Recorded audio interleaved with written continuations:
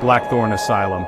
A name whispered in fear, a place of shadows and screams. The team parked at the base of the hill, headlights painting the decaying facade. Rain lashed down, the wind howling like a tormented soul.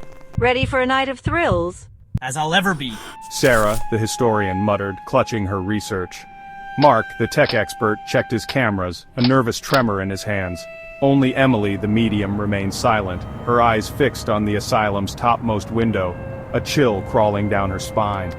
A sense of dread, heavy and cold, settled over them as they began their ascent. The air grew colder as they approached, each breath visible in the frigid night.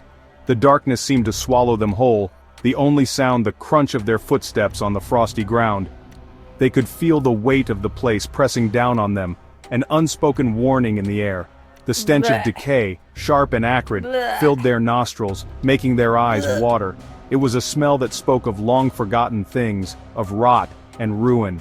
They exchanged uneasy glances, the reality of their situation sinking in. The air was thick with the scent of death, a grim reminder of the building's past. The oak doors groaned open, revealing a cavernous hall that seemed to stretch into infinity. The sound echoed through the empty space, a haunting reminder of the countless souls that had passed through these doors. The hall was dark, the only light coming from their flashlights, casting eerie shadows on the walls.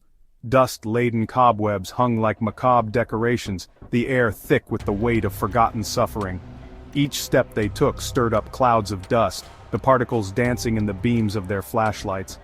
The room felt like a tomb, a place where time had stood still, preserving the horrors of the past.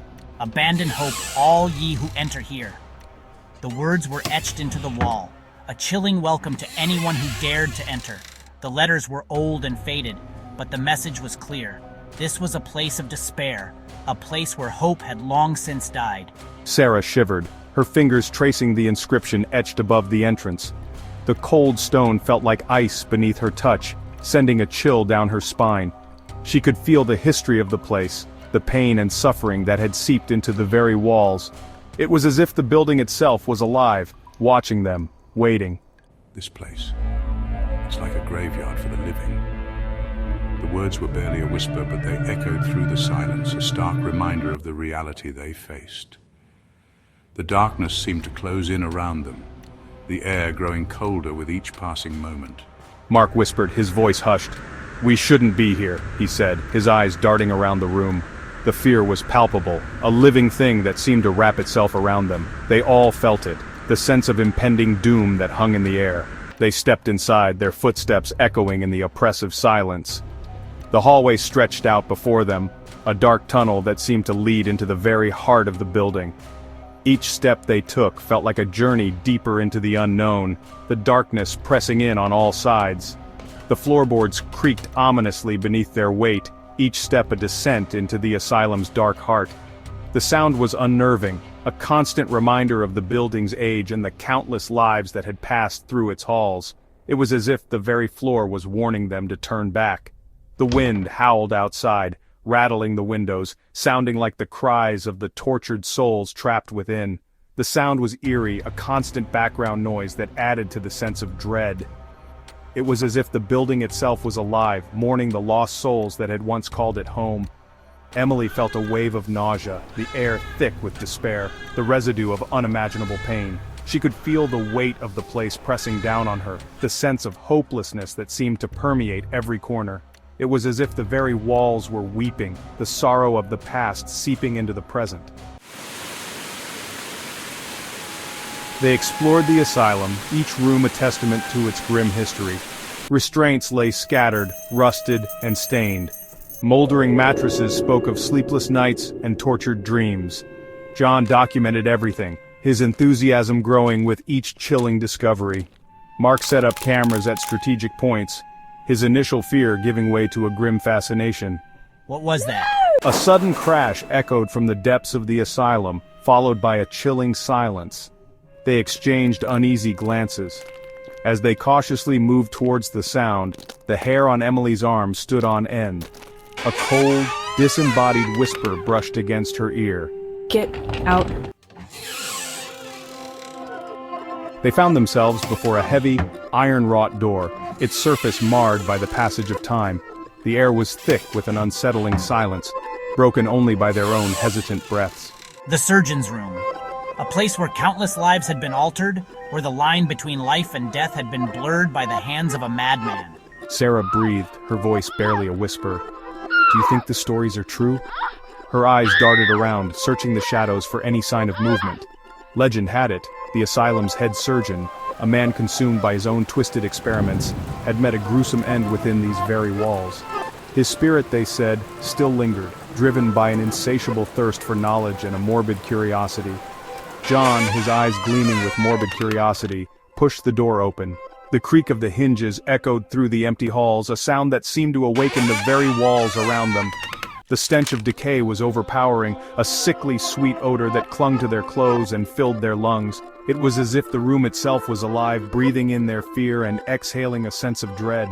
Rusting surgical instruments lay scattered on a blood-stained operating table, each one a silent witness to the horrors that had unfolded here.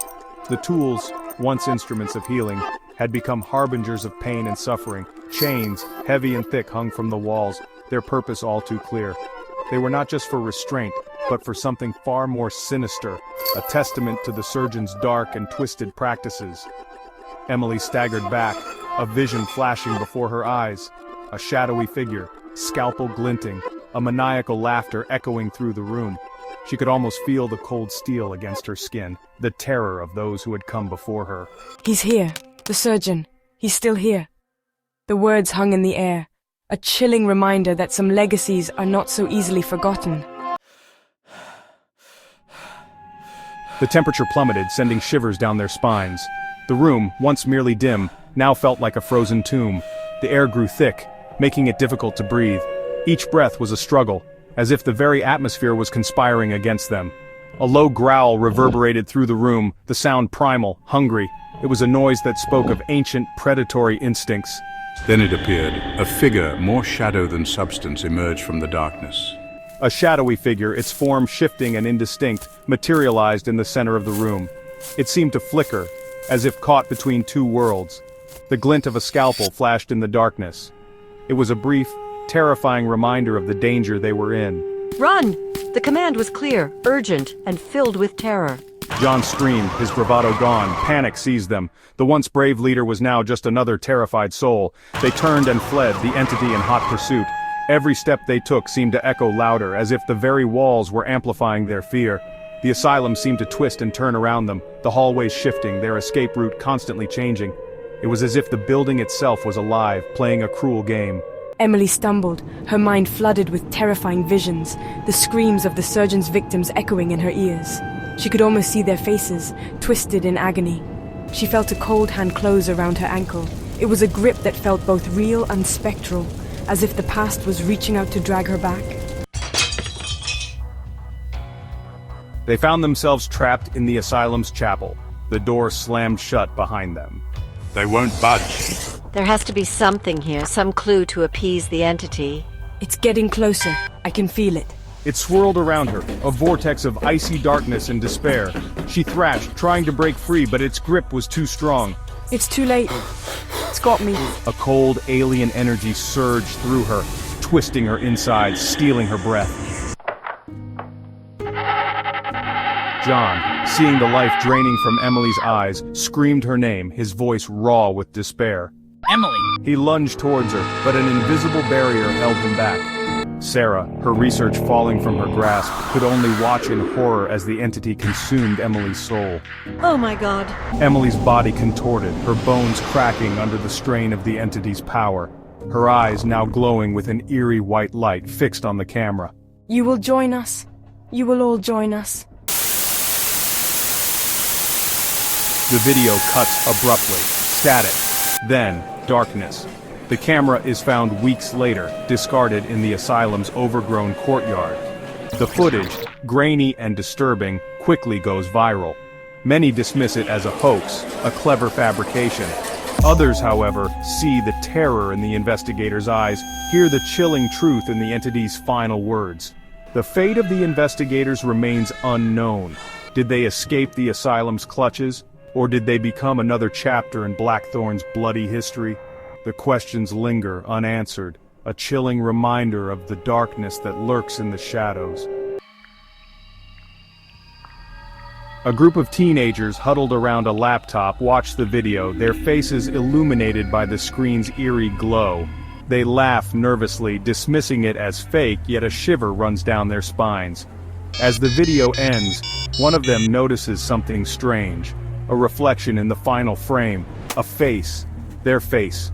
Fear, cold and sharp, grips their hearts. The room seems to grow colder, the air thick with an unseen presence. A low growl echoes from the darkness behind them. They are not alone. The cycle continues.